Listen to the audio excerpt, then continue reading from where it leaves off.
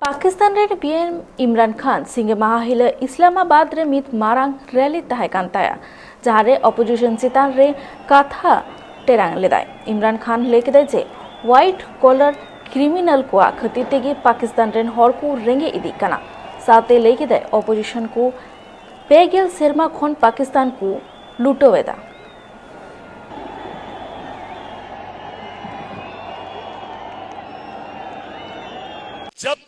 जब ये दो करप्ट खानदान इस मुल्क के ऊपर हावी हुए हैं,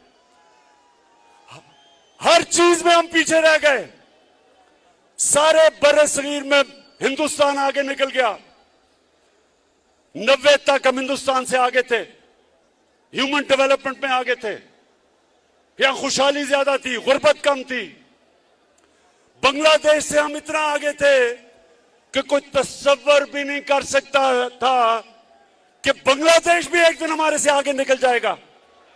इन दो चोरों ने जब से मुल्क का खून चूस के मुल्क का पैसा बाहर ले जाना शुरू किया, हम पीछे रह गए। और मैं 25 साल से इनका मुकाबला कर रहा हूं, 14 साल अकेला इनका मुकाबला किया है। लोग तो बाद में मेरे पास आए हैं और मैं कभी भी कोई भी जाती मुफादात के लिए इतनी देर जंग नहीं लड़ता।